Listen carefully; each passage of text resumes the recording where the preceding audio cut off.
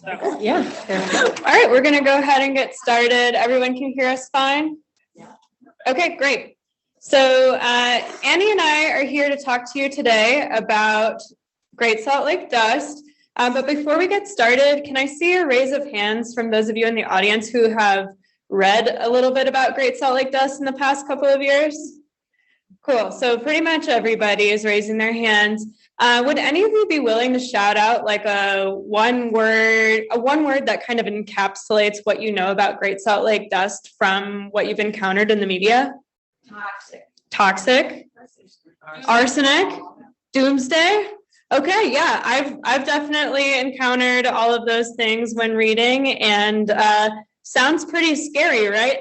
So what we're going to do today is try to peel back kind of some of the scary layers of these things you're seeing in headlines and give you a little bit more information about the generation, transport, composition, and potential consequences of Great Salt Lake dust.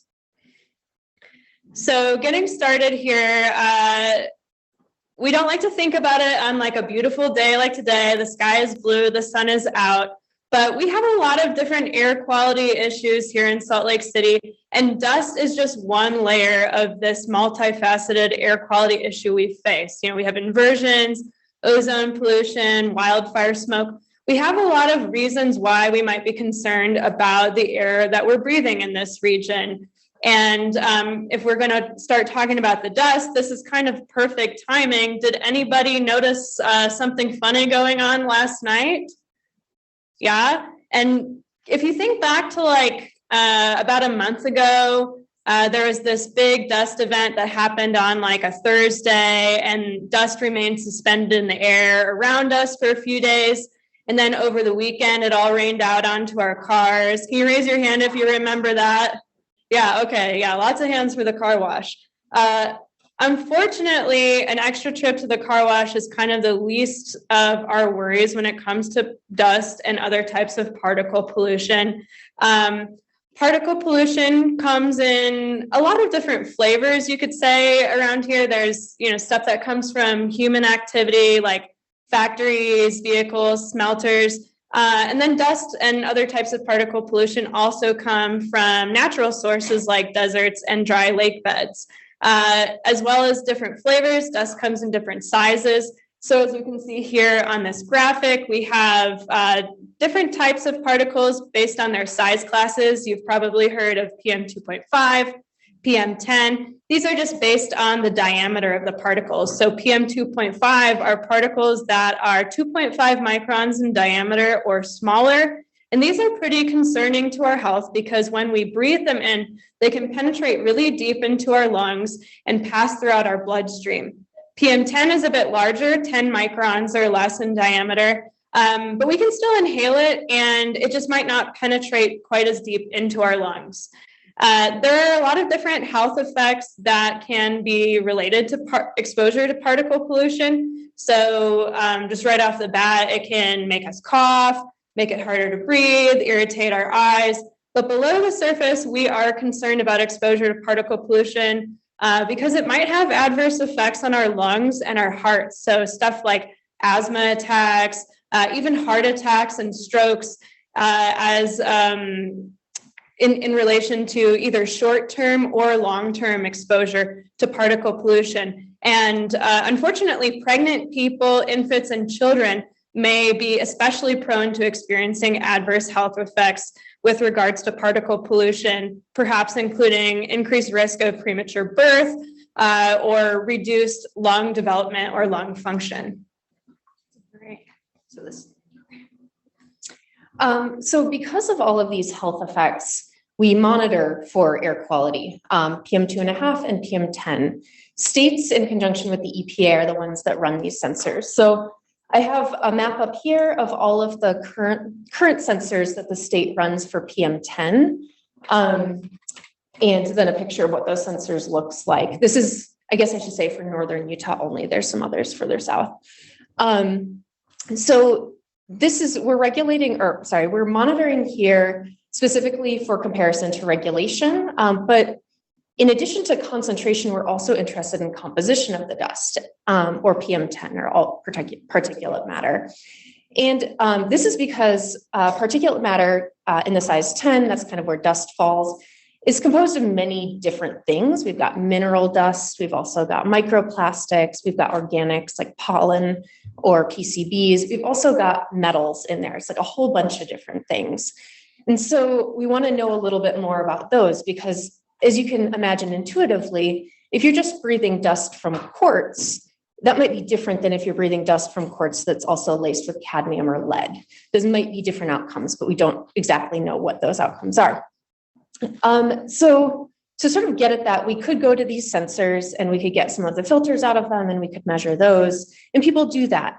But you can see there's a lot of places on this map where we don't have sensors. And so if there's sort of high spatial variability, which we know that there is in air quality from looking at PM2.5, we might be missing a lot of really good information. So the research that we're going to be talking about today uses passive samplers to sort of get at some of this spatial variability and get at some of the composition questions that are still outstanding.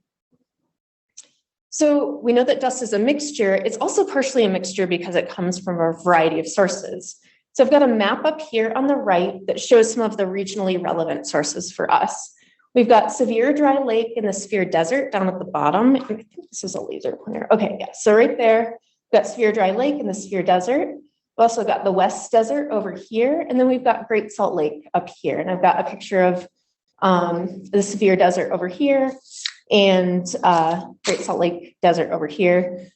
Of these, the one that we really hear the most about in the media is Great Salt Lake. We see these kinds of headlines down here. Great Salt Lake's shrinking fast, all the things that you guys shouted out about arsenic and toxic dust spin and all of that.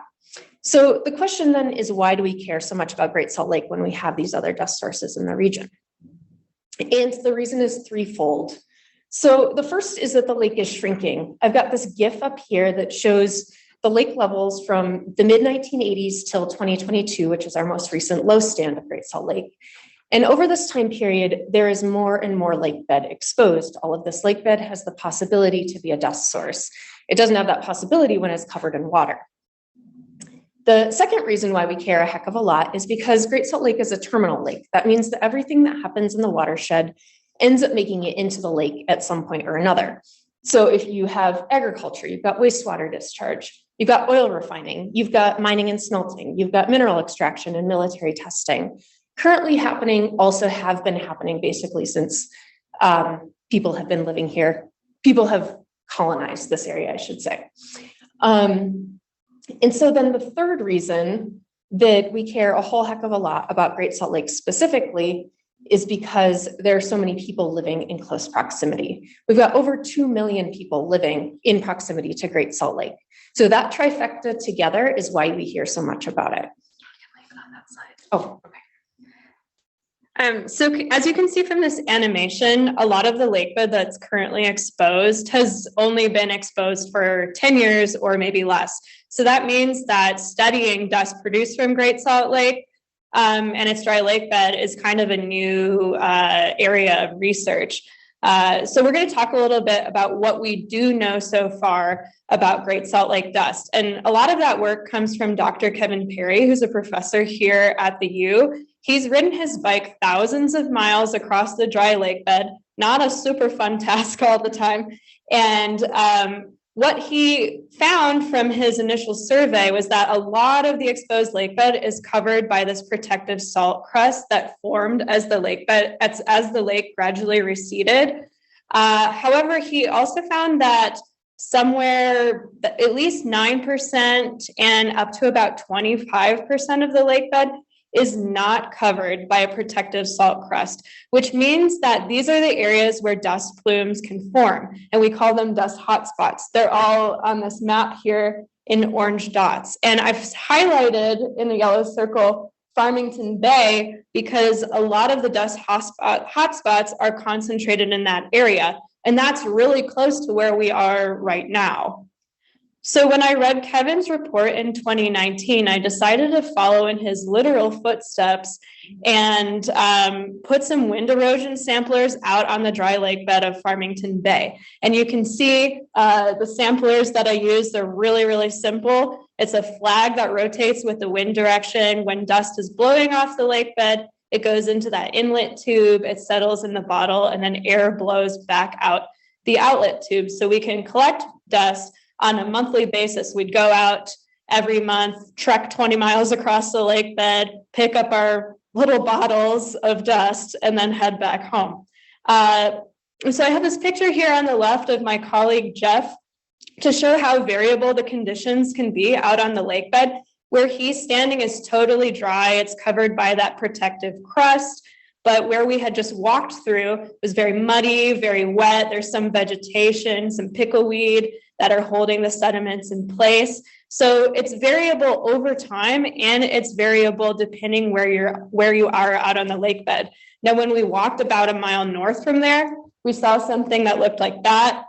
You can see the crust is totally broken down. And when a wind blows over that, trust me, you do not want to be standing in that area. It gets really, really dusty. So based on these different conditions, how windy it is, how dry the sediments were, we could either collect basically nothing, which I'll tell you, walking 20 miles when it's 100 degrees and getting that is pretty disappointing. Or especially towards the end of our field campaign in 2021, when it was very dry, we would have very, very heavy bottles to carry back with us, lots of dust produced.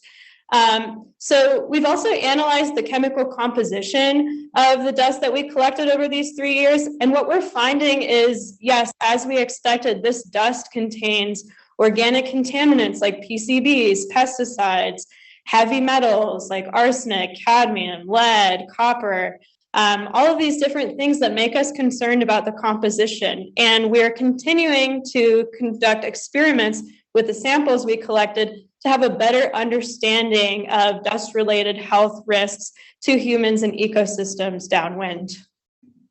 All right. So hearing this about Great Salt Lake Playa, you might be wondering about the dust that makes it to communities, maybe where we live. So that's what we'll talk about here. So we saw the map earlier where I showed you the PM10 sensors and sort of the spatial structure of those, where we have them, where we don't. Unfortunately, we don't have that many of them. So to augment this, we conducted a couple of studies where we put out these low-cost samplers. They're basically just bundt pans, bundt cake pans, you can see here. They've got marbles in them. They've got bird spikes on top. We put them on posts and we set them out there. People have been doing this kind of thing since the 1980s. It's fantastic because it's cheap. You can get like a lot of samples out there. You can get a really good idea of the spatial structure. They're also really hardy. They don't require any power. So we set these up in the Salt Lake Valley, in Davis County, Weber County, the Cache Valley, Box Elder, kind of all the way around northern Utah, just to try to get a better sense for what was going on. And the samples, we subjected them to geochemical analyses, as well as we evaluated strontium isotope ratios in these dust samples. And so I'll give you a little bit of background about strontium. Strontium isotope ratios are a really fantastic fingerprinting tool. You have strontium in your hair, you have strontium in your teeth, there's strontium in the rocks, it's naturally occurring, and there's ratios of the different isotopes of strontium that you might have that reflect your drinking water or reflect your environmental conditions. Higher ratios of strontium or lower ratios of strontium are not necessarily better or worse, they just reflect your environmental conditions. And so we have a unique situation because the geology of Great Salt Lake allows it to have a higher strontium isotope ratio in the sediments and in the water than some of our other regional dust sources. So it's really kind of looks different, and it allows us to say, okay, this dust is likely coming from Great Salt Lake, where this other dust is likely not coming from Great Salt Lake. So that's what I'm showing in this map here. We've got higher strontium isotope ratios in purple and lower in orange. And on the map, you can see right around Great Salt Lake, you've got a lot of purple. In other places, it looks more orange. And so what we can conclude from this, based on our data so far, is that the communities to the east and northeast of Great Salt Lake are the ones that are most likely to to be affected by dust from Great Salt Lake Playa. So that would be communities in Davis, Weber, and Box Elder counties predominantly. We also care about what's other things that are in the dust, not only where it's coming from, but the constituents. And arsenic is one that comes up in the media and, is one that we kind of want to look at. And so using, again, strontium concentrations and strontium isotope ratios, you can basically use some correlation relationships and say, do we think that most of the arsenic in the sample is coming from Great Salt Lake Playa, or is it maybe coming from other sources? And so what I'm showing here are just sort of two different ways of looking at this, but they tell the same story. We have some of our samples that show a pretty nice relationship between the strontium concentration and the arsenic concentration, similar for the strontium isotope ratio and the arsenic concentration. You've got some of these where you're like, well, yeah, based on the relationship, probably the majority of the arsenic in the sample is coming from Great Salt Lake Playa. But we've got all of these other samples, and these tend to come from the southern part of the Salt Lake Valley and northern Utah Valley, where you don't see a strong relationship between the strontium concentration or the strontium isotope ratio and the arsenic. But we do have pretty high arsenic concentrations in these dust samples, some of them. So then the question is like, where is the arsenic for those coming from? And in our 2022 paper, we did a bit of digging, and the likelihood that it's probably a pretty diffuse source, a lot of different things. But something that came up was the history of lead arsenic smelting in the Salt Lake Valley. Through about 1950, there was lead arsenic smelting in the Salt Lake Valley. And as a byproduct of that, they developed pesticides arsenic-based pesticides that people sprayed all over orchards. So you've got this like very diffuse environmental potential source of arsenic to dust. If you go and you disrupt any of these old orchard soils, and then it blows around, that's arsenic and dust.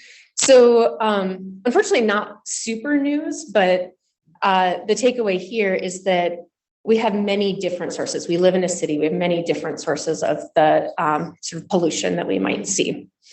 So we've thrown a lot of geochemists, we're rock doctors, we've thrown a lot of geochemistry and rock stuff at you today. Some of the gaps in this so far, the state of this science so far in this area are, we have some spatial gaps we've talked about. We also have some challenges for characterizing high wind events. So the data that I showed you today was an integration over multiple months. So it included both high wind events and then the background conditions that people might be experiencing. We also have some knowledge gaps, and this is, maybe where folks like you or folks that you guys know could come in. We need a better understanding of the health effects of chemical mixtures. If you've got cadmium and lead in your dust, how is that different for your health outcome than if you're just breathing high levels of dust, which is also bad. And then the things we want to leave you with from this talk are, we know Great Salt Lake is shrinking, we know it accumulates pollution, and we know that it's proximal to communities, so it is of concern. This is very important. We also know that dust emissions are presently largely being controlled by playa crust, but that crust is impermanent. The longer it's exposed to the atmosphere, the more likely it is that it'll break down. So that's another factor when we're thinking about Great Salt Lake. And then finally, dust from Great Salt Lake Playa seems to be the communities most vulnerable are those to the east and northeast of the lake. Thank you for your attention.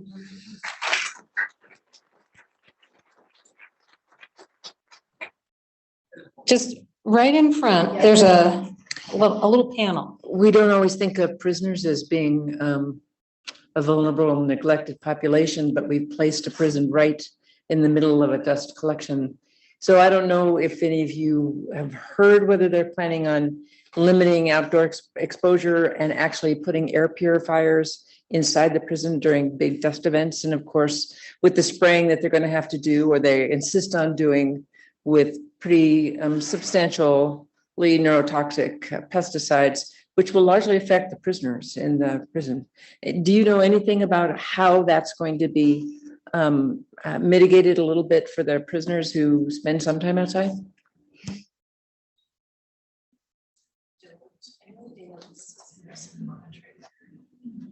Yeah, so I can pass the mic off to Annie as well. I'm personally not aware of any mitigation plans. We do have a collaborator who I believe is interested in studying this, and there's hope to place more monitors in that area. But as far as, yes, that site is right at the lake bed. And so the closer we are to the exposed lake bed, whether we're to the north, the south, or the east, the closer you are to the dust source, the more likely you are to be exposed to it. So it is absolutely a concern that is, located right there. And that is part of Dr. Kevin Perry's report that he put out, and kind of one of the primary motivations of why he started doing that large survey. I will add that the mosquito abatement district people are pretty interested in that population as well as the unsheltered population, in terms of exposures, not only to pesticides, but to mosquito-borne disease, and trying to balance that is really a thing. And I think a lot of what I think a lot of us were thinking about is breathing the dust, but don't forget, like, that dust is also settling. And so then we all have the opportunity that when we're outside and interacting with things, and then maybe putting our hands in our mouths, to also ingest that.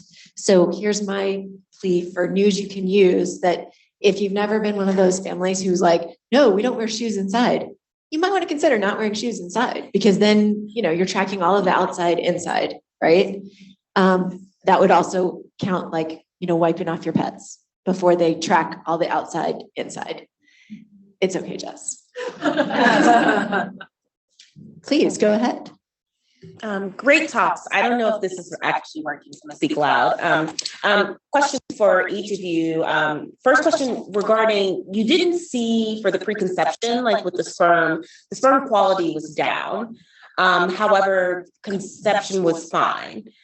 Do you expect that there would be some intergenerational issues in those children because their sperm quality was poor, even though they conceived? That's one question. And then for the communities that are faced with the closest accumulation, are you seeing in those communities greater asthma or any conditions that are associated with this shrinking, since you're saying that it's happened kind of fairly recently? So I'm wondering, like, in the young population, are you seeing a higher prevalence in certain conditions? Okay, so her first question was in my study where we saw the diminished semen quality, is there any concern about an intergenerational effect? And the answer is yes. But these kids are right now still under age 10, so we'll kind of have to wait and see. The good news is that as part of our ECHO study, which is environmental influences on child health outcomes, a pretty good proportion of people born from HOPE have now been enrolled into ECHO. And so we are continuing to follow them, which actually leads into your second question about asthma, is one of the outcomes that we're studying in our child health cohort. And we're doing also indoor and outdoor air monitoring in quite a few of our households. So I think that there wound up being a lot of collaboration, right, between rock docs and people who study people, so that we can put our data together. Like, people in my cohort are spread throughout the Wasatch Front and Cache County, and we know where they are, we know what's happening to them. And I would love to be able to put it together with y'all's data, which is much more spatially resolved than what we have. I guess, I don't know if we can add there. Hold it this way. Oh, I'm sorry. The ice cream cone. I don't think I have anything to add to that, but just to address the question about the asthma, incidents of asthma, have they been detected? Since it's sort of outside of our lane, we haven't been there yet. But I do think, like you're saying, connecting with folks who study people and folks who study sediments and dust, I think that that's a really ripe area for connection, because it's something that, to make sure that our science is relevant, we need to be connecting to what are the outcomes, like what are people actually experiencing. Yeah. Yeah, and it's another tricky, it goes back to the layers and the different flavors of air quality here. I've talked to a few different like environmental scientists who are not used to studying people who have said like, oh, I'm gonna correlate, PM 2.5 over the years to asthma or something. And like we were talking about, PM 10 is more so representative of the size of dust that's coming off of the lake bed. And we have a lot of different sources of PM 2.5 here in the valley, a lot of different types of air pollution. So it's kind of tricky to tease apart all of those different things and then relate it to the size of the exposed lake bed and then relate it to the health conditions that people are experiencing. So it's tricky, but it's work that really, really needs to be done. I mean, and honestly, when you think about these most impacted communities, which are just north of Salt Lake, like in Farmington and Davis County, I mean, these families are also impacted by proximity to I-15 and the Legacy Parkway.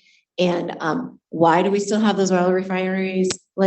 So, those things are much more consistent and sources of smaller particles like 2.5 and diesel exhaust and ultrafine particles that are probably doing a lot more to inflammatory processes than the more thankfully periodic, dust storms that are blowing in the crustal particles. But it's important that we keep thinking about all of this stuff because it all changes all the time. What else? Karen? So the two that I see is GFL shrinking and dust emissions. And two questions. So I know in the 80s, it was record high. So we can go before that as well. And there must have been times in which there was some shrinking. And so I'm just curious, is there any kind of longitudinal research that's been done on, adverse health outcomes? I mean, I think about UTEP Oxygen Database and over time, whether there's some kind of ecological studies. And how does our record snowfall, rainfall this past winter, is this affecting? And then my second question is, before I worked for Christie, I was working in an ecology lab, spending my time in southern Utah as to how cryptobiotic soils form and the lichen and which side, and just wondering, is there any kind of potential hopeful work that can be done on this playa crust, and how do we maintain potentially enhance that protective layer through, or maybe there's other kind of technology that could be used, spreading big, blankets over the lake or something. But yeah, I'm just curious if there's any work being done in that area. I'm going to go ahead and take the second question because there is a technology that can reduce dust emissions from the lake bed, so to speak, and that is water.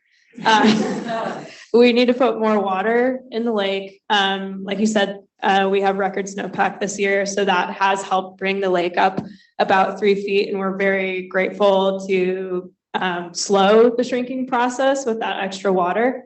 But the way that we reduce dust emissions from the lake bed is covering the lake bed with water. There are other techniques for controlling dust emissions from dust sources. You may be familiar with Owens Dry Lake out in California. A lot of the different techniques that they use there include covering the exposed lake bed with gravel, which is very destructive and very expensive. And in some cases, you can plant vegetation to stabilize the sediments, although it's a really harsh environment out there. Pretty much the only thing that survives out on the playa is pickleweed, and it kind of disintegrates by the time we hit about this time of year, maybe in June. So it has to be able to withstand really wet conditions, also really dry conditions, and super salty conditions. Not a lot of vegetation can handle that. But what people at Owens Lake found who are managing the dust there is really the way that we control dust emissions is by at least shallow flooding. So we need more water to reduce dust emissions. And it's going to be a long road. We can't just have one winter of good snowpack. We need several winters of good snowpack. We need different water management strategies so we can stop diverting as much water away from the lake and cover up some of these dust hotspots. It's going to take many, many years, but a lot of people are working on it. And then the other question was about maybe the lake levels over time. There was another, so we recently fell below the previous historic low that was in 1963. So yes, the lake has fluctuated over time. And yes, we had that high stand in the 80s. I'm certainly not aware of any studies looking at like health metrics over time in relation to the different. Yeah. Exposure assessment, nearly impossible. Yeah. The past event, but. The lake has been overlooked for so long. People think of it as like a stinky place with lots of bugs. And so it's really great that it's on people's radars now. Like, I guess that's the upside of all of the really scary headlines is that people are talking about it and people care about it and people want to go to the lake and see what's happening. But I think, especially in the past, the understanding of how certain lake levels are affecting not only human health factors, but, brine shrimp productivity or migratory birds, like that's maybe something that we're proud to be doing now, but maybe not so much in previous years. Yeah, and my only quick follow-up is, Pauline Mendola had done some really great research looking at the closing of whatever that, I don't know if it was, anyway, up in Utah County and showing the direct relationship with increased premature births during that. The opposite, during the closing, the decrease in premature births. So that there is, some of those things I think are possible even. Yeah, and they're very important. Absolutely. Thanks for your questions. So those of you who have great ideas for collaboration, they're right here. And we've got a break coming up. Posters are next door and we'll see y'all back here. Thank you.